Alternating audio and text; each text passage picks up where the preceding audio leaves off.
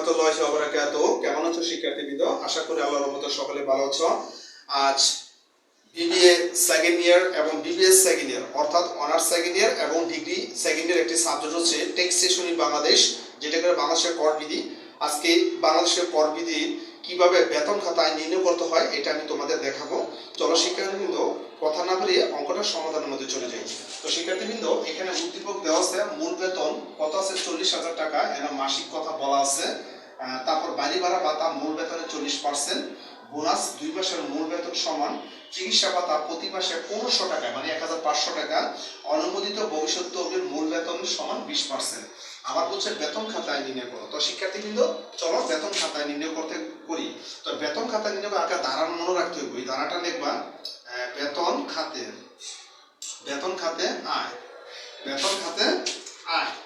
তারপর লিখতে হবে ধারা বেতন খাতা আয় ধারা 21। তো শিক্ষার্থীবৃন্দ, এই কথাটা একটা ইম্পর্টেন্ট পয়েন্ট। বেতন খাতা ধারা 21 এই কথাটা মনে রাখতে হবে, ধারাটা লিখে রাখতে হবে। এবার আসো মূল বেতন। আমি লিখি মূল বেতন।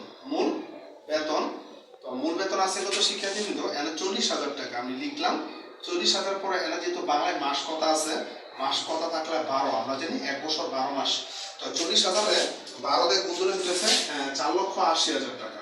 ঠিক আছে শিক্ষার্থীবৃন্দ, 4,80,000। আবারও বলি 12 কেন আসছে? এখানে মাস কথা আছে দেখা, কারণ 1 বছর 12 মাস।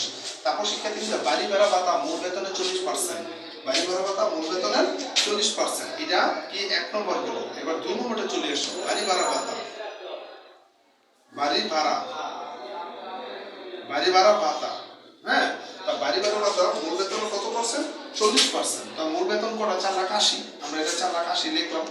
তো 4,80,000 উপর কত পার্সেন্ট? 40%, আমরা 40% লিখলাম। তো 40,000 টাকা আসতেছে 1,92,000 টাকা। তো শিক্ষার্থীবৃন্দ, 4,80,000 40 1,92,000 টাকা, এটার দরকার সম্পূর্ণ অকর্তার্য। যেটা যা আছে আমরা তাই লিখলাম। এটা আমরা সকলেই জানি, বাংলাদেশের কর বিধি অনুসারে বাড়ি ভাড়া ভাতার উপর অকর্তার্য ধার্য করা হয়, আমরা সকলেই জানি। এবার 3 নম্বরটা দেখো শিক্ষার্থীবৃন্দ, এটা হচ্ছে বোনাস। বোনাস কত আছে? বোনাস আছে কত? বোনাস 2 মাসের মূল বেতন সমান। তো মূল বেতন আছে কত? মূল বেতন আছে 40,000 টাকা, 40,000। ঠিক আছে, বোনাস কয় মাসের? 2। তো 40 এ 2 দিয়ে গুণ দিলে কত আসছে? 4,40,80, আমরা 80 দিয়ে লিখে দিলাম। বোনাস এনে 2 মাস আছে দেখা, 2 মাসে 2 দিয়ে গুণ দিছে মূল বেতন 40 এ 2 দিয়ে 80,000 টাকা। তারপর শিক্ষার্থীবৃন্দ, 4 নম্বরটা খেয়াল করে। 4 নম্বরে চিকিৎসা ভাতা, দেখো চিকিৎসা ভাতা। তো শিক্ষার্থীদের চিকিৎসা ভাতা প্রতি মাসে কত আছে? চিকিৎসা ভাতা প্রতি মাসে আছে 1500 টাকা, আমি 1500 লিখলাম। আর যেহেতু এখানে মাস কথা আছে, এই যে এখানে মাস দেখলাম, মাস থাকলে 12। তো 1500 যদি তুমি 12 তে গুণ দাও তাহলে আসছে কত? 18,000 টাকা। তো এটা হলো অকর্তার্য। অকর্তার্য কত?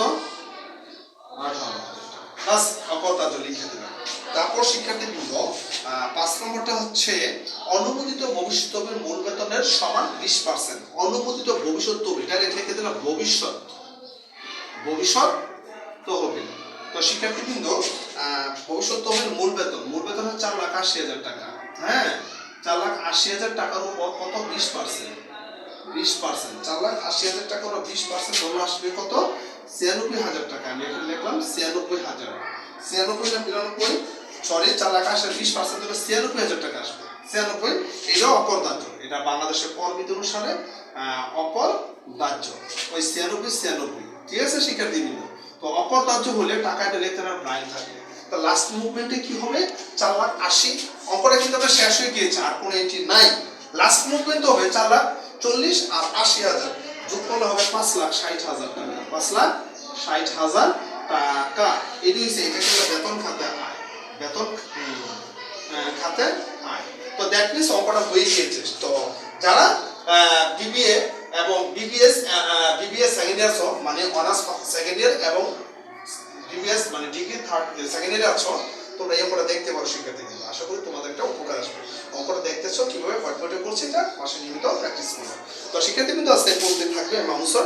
আগামী ক্লাসে এই ট্যাক্সেশন সাবজেক্ট নিয়ে অন্য কোনো টপিকে হাজির হবো। আজকে পড়তে থাকবে।